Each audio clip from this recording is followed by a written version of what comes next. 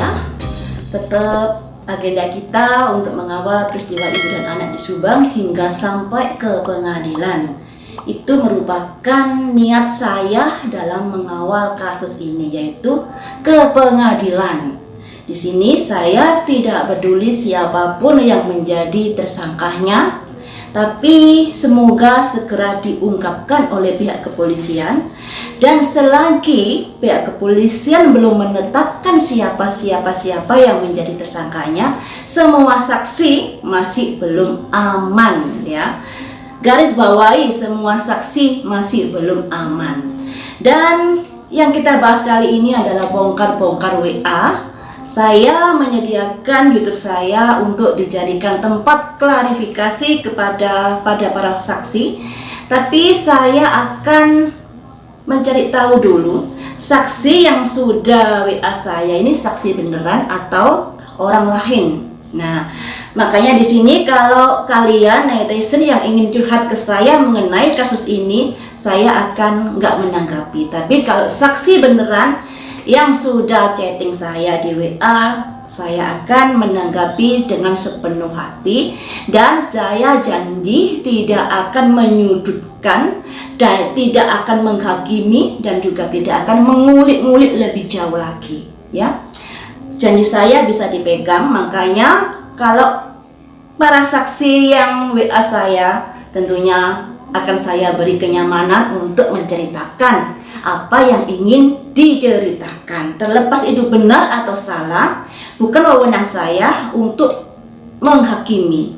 Biarlah penyidik yang memutuskan siapa yang salah, siapa yang benar. Apakah chattingnya ini benar atau salah, tentunya akan diselidiki pihak kepolisian lebih jauh lagi. Makanya ketika curhat di WA saya, pastikan curhatnya itu jujur ya. Karena kalau nggak jujur akan merugikan diri sendiri. Karena ketika chattingnya atau curhatnya di-up keluar di media sosial, pastinya akan dicari tahu atau dikulik-kulik lagi oleh pihak yang berwajib akan kebenaran curhatannya tersebut ya guys. Jadi di sini saya sekedar membacakan WA yang masuk. Saya tidak menganalisa dan kalian juga harus memahami hal itu. Ketika saya membacakan WA seseorang dan kalian tidak menyukai orang tersebut kemudian marah-marah pada saya yang begini yang begitu, itu salah alamat namanya ya guys.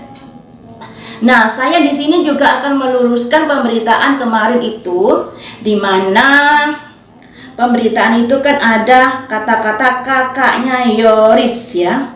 Kakaknya Yoris, mari kita ungkap di sini sebentar. Ya. Saya baca ya. Ini saya ada orang yang mewakili menjaga, sebentar guys. Saya silent dulu ya. Saya ulangi ya. Ini saya ada orang yang mewakili menjaga TKP itu malam hari.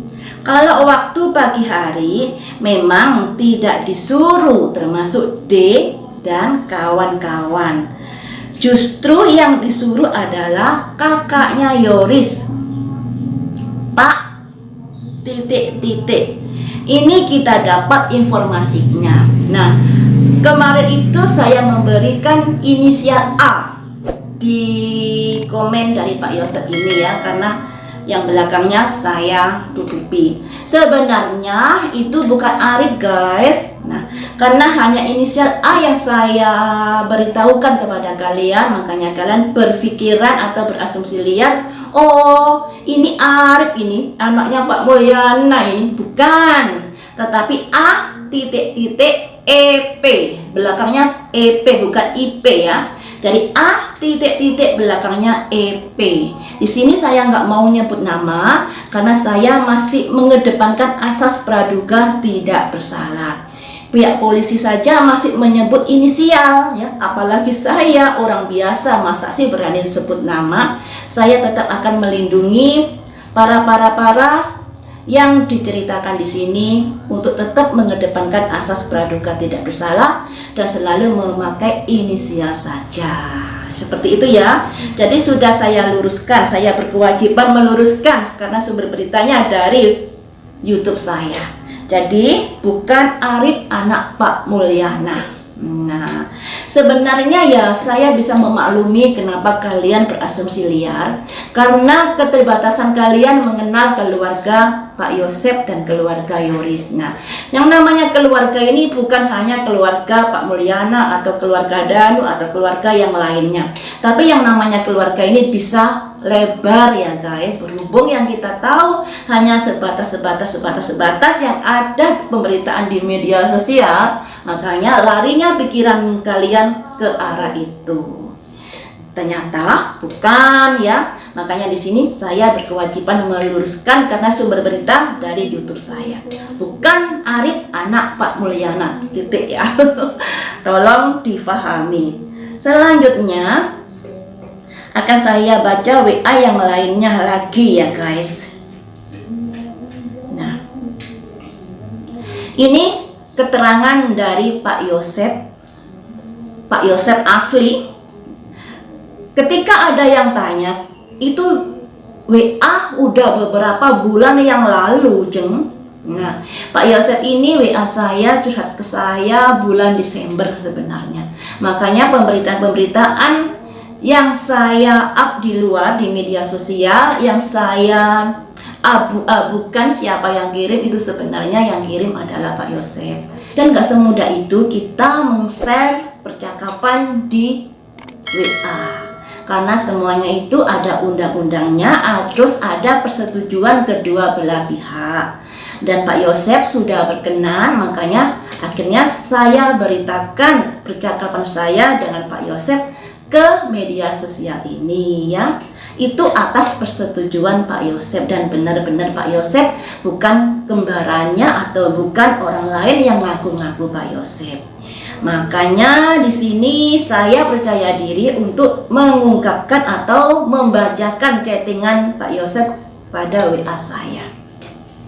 Ada chattingan yang seperti ini ya guys. Chattingan ini tanggal 18 Maret 2022.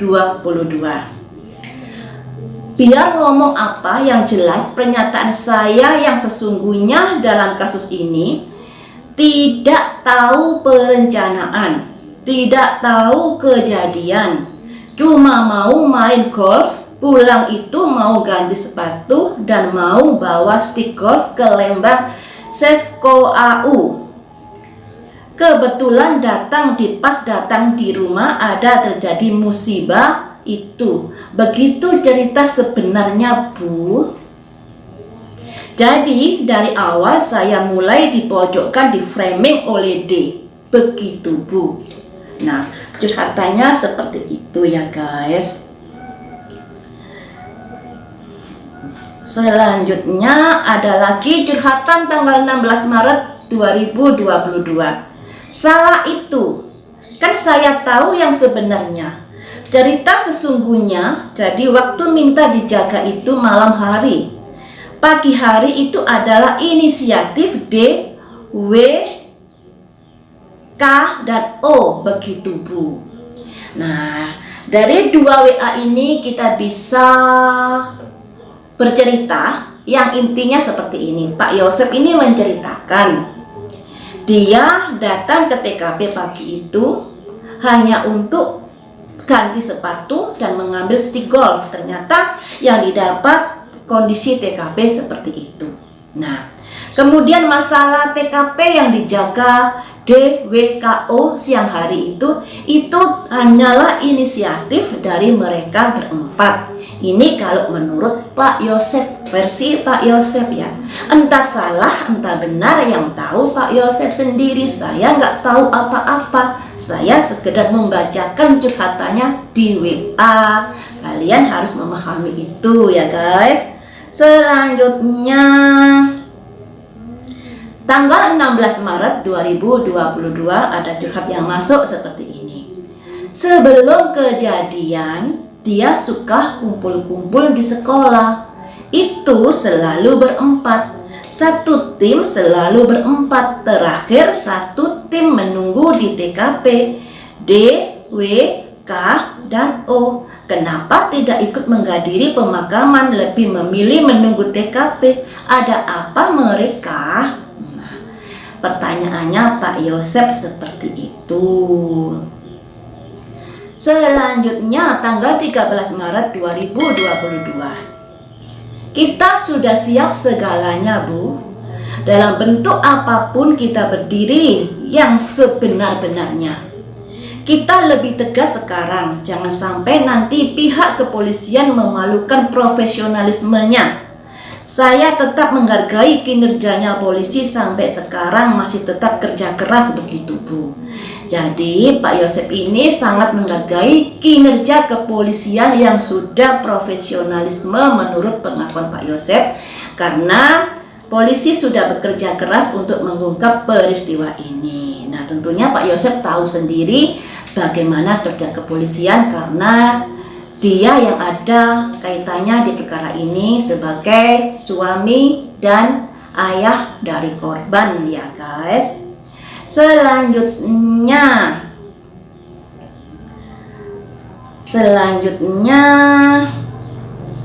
ada pemberitaan ini yang terbaru kemarin, guys, karena pemberitaan ini sangat-sangat membuat saya bertanya-tanya, ada apakah, apa betul dan bagaimana mengenai siram-siram di TKP. Pastinya jawaban dari Pak Yosep ini yang kalian tunggu-tunggu sedari dulu. Saya bertanya begini, Pak, untuk berita yang siram-siram TKP itu, bisakah beri ulasannya? Nah, saya kalau tanya itu juga harus hati-hati ya guys. Kita harus memanusiakan manusia. Kita curiga boleh, tapi kita juga harus mengedepankan asas praduga tidak bersalah. Harus memanusiakan manusia. Nah, ketika saya tanya seperti itu, jawabnya, siram-siram air itu bohong besar. Saya tidak melakukan itu. Kemudian saya tanya lagi, jadi Bapak tiba di TKP sudah tersiram air di dalam rumah TKP? Jawabnya, sebenarnya di dalam dan di luar sudah disiram-siram air oleh pelaku. Begitu, Bu, hanya saya yang di framing. Ini penjelasan dari Pak Yosep seperti itu. Terlepas benar dan salah, saya juga kurang tahu. Saya sekedar membacakan berita yang bersumber dari WA Pak Yosep ya guys. Jadi menurut versi Pak Yosep ini, Pak Yosep itu datang ke TKP, kondisi TKP sudah tersiram air, baik di dalam maupun di luar sudah disiram-siram air oleh pelaku. Nah, pemberitaan yang beredar yang menuduh Pak Yosep sudah siram-siram TKP bersumber dari siapakah, awal dari pemberitaan itu mencuat, itu yang tugas kalian untuk menggali ya. Kita bagi-bagi tugas saya mencari tahu keterangan dari Pak Yosep. Tugas kalian mencari tahu bukti-bukti yang ada dan dari siapa pemberitaan pertama kali yang menuduh Pak Yosep sudah bersih-bersih atau sudah siram-siram di TKP. Pemberitaan dari mana? Kalau sudah ketemu, beri linknya di YouTube saya, komen ya. Kita bagi-bagi tugas guys. Kalau saya sendiri yang bertugas untuk mencari tahu, tentunya saya keteteran. Dan alangkah baiknya ya, misalnya Pak Yosep lebih care kepada saya bisa mencari tahu. Dan andai kata kubu seberang lebih care kepada YouTube yang lain, sudah selayaknya YouTube itu juga mencari tahu. Jangan hanya ngonten saja ya. Karena di sini tugasnya mengawal, kita harus ada usaha-usaha kita untuk membuat perkara ini titik terang ya, jangan malah digelapkan. Selanjutnya tanggal 31 Desember 2021, Bapak dan anak sudah betul-betul solid bersatu untuk semangat bersama menyerahkan, percaya kepada penyidik kepolisian 100%. Yakin cepat lambat tetap akan terungkap. Kita tetap semangat bersama, Bu. Oh, jadi begini guys. Dari keterangan Pak Yosep tadi, setelah Yoris bersatu dengan Pak Yosep, ada kegembiraan di hati Pak Yosep. Mungkin waktu itu kan Yoris berseberangan dengan Pak Yosep. Kalau mau ngomong kan serba pakeu karena anak dan papa ya. Setelah bersatu, mereka menjadi lebih semangat, lebih kuat lagi, dan lebih tidak pakeu lagi dalam mengungkap peristiwa ini karena sudah hilang kecurigaan antara papa dan Yoris. Seperti yang saya ungkap di status WA Pak Yosep kemarin ya. Pak Yosep mengatakan, awalnya saya mencurigai Yoris dan D yang melakukan. Kemudian mungkin Yoris awalnya mencurigai Pak Yosep dan D yang melakukan. Makanya saling tuding, saling curiga, dan masalah menjadi panjang. Seperti itu kalau kemarin ceritanya. Kemudian saya lanjut lagi. Tanggal 2 Januari 2022. Barang bukti yang ke D, banyak barang saya di framing, tapi ada yang lupa oleh D. Sangat akurat tapi jadi rahasia penyidik. Jadi menurut Pak Yosep ini, barangnya banyak yang di framing oleh D, tapi D ada yang lupa dan sangat akurat tapi jadi rahasia penyidik. Jadi Pak Yosep ini tidak mengaku, maksudnya tidak mengungkapkan kepada saya barang apakah ini, karena tidak berkehendak untuk di-up di media sosial, dan itu kita harus hargai ya. Selanjutnya, ini masalah ada hubungannya dengan pindah tim Yoris ke Pak Rohman Hidayat. Ceritanya seperti ini. Ya Bu, kalau anak saya sudah terbuka dan matang, termasuk waktu D ke TKP itu, awalnya permintaan dari warga terdekat untuk mengawasi TKP itu. Akhirnya keluarga meminta D untuk mewakili mengawasi TKP itu, karena pada waktu itu tidak ada kecurigaan terhadap D. Kenapa Yoris pindah ke pengacara Pak Rohman? Karena Yoris sudah mengatakan ada kecurigaan terhadap D tidak didengar oleh UU-nya dan PA-nya termasuk H. Itu Bu, supaya menjadi tahu itu ceritanya.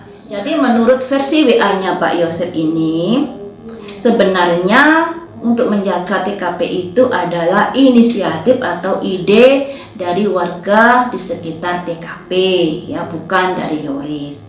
Dan mengapa meminta D untuk mengawasi, untuk mewakili, dikarenakan masih belum ada kecurigaan mereka pada D. Versi cerita Pak Yosep seperti itu. Kemudian mengapa Yoris pindah PH?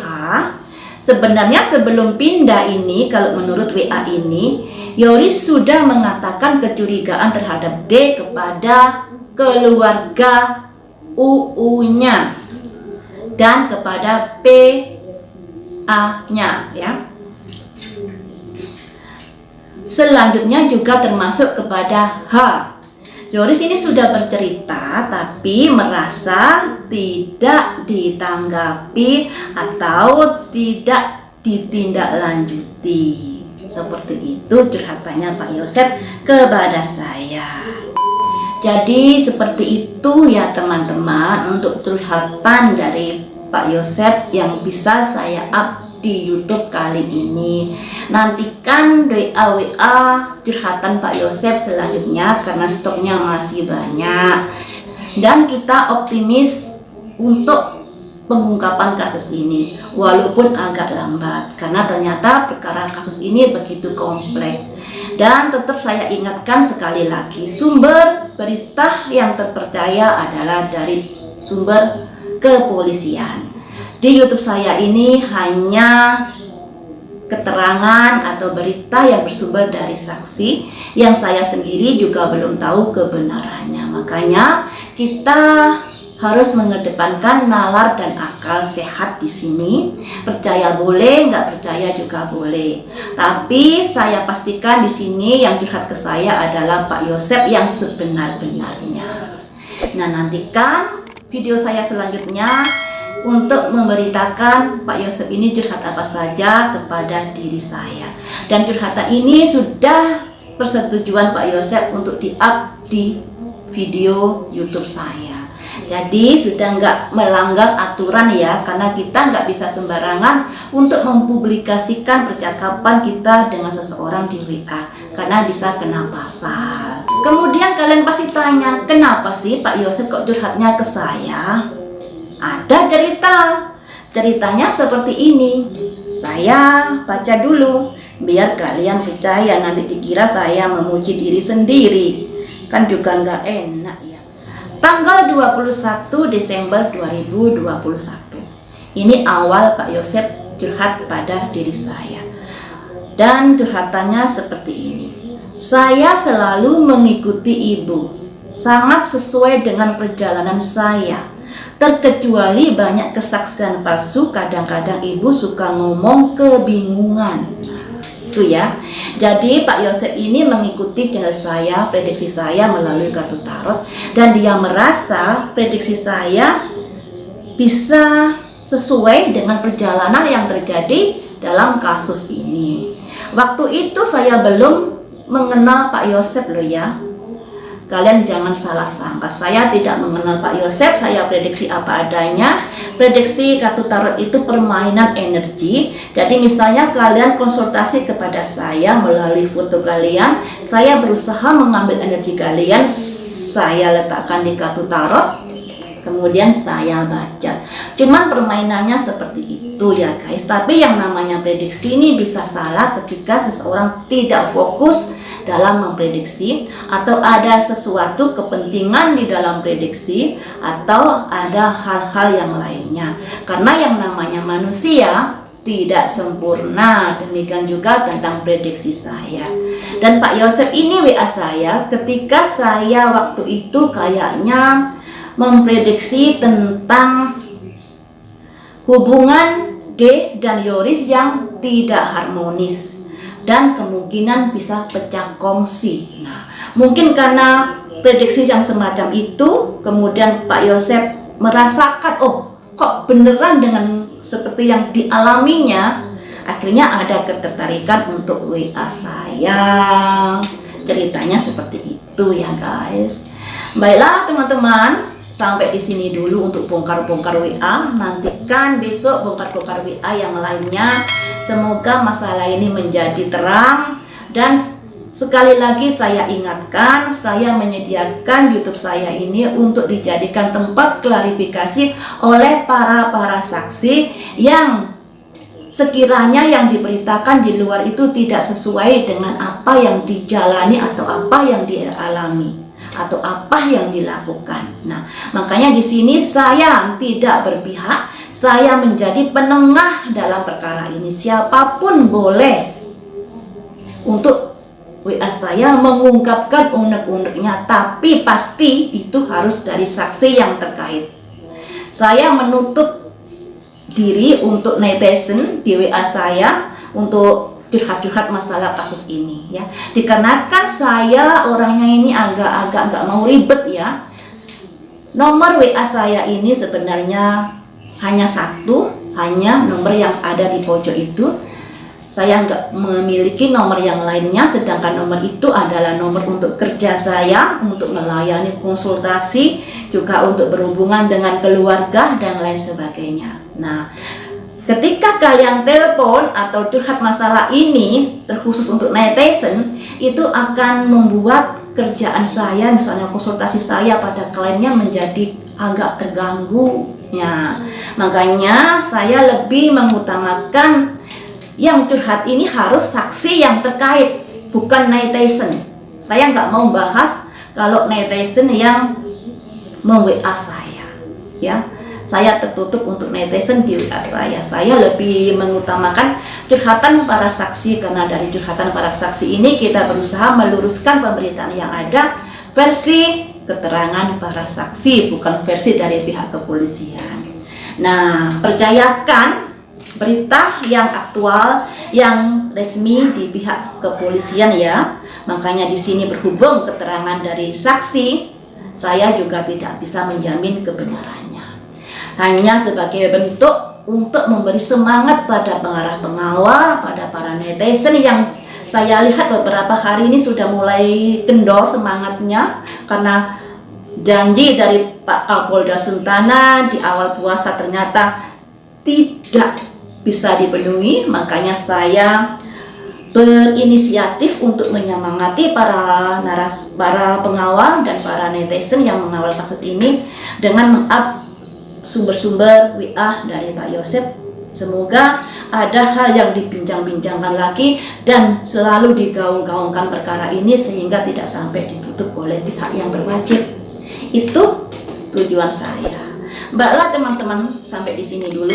Lain waktu kita sambung lagi dengan pembahasan yang lainnya. Terima kasih sudah setia menonton di channel saya dan jangan lupa untuk selalu di-subscribe, diklik tanda lonceng, di like, dokumentari serta diberi masukan saya untuk membahas apa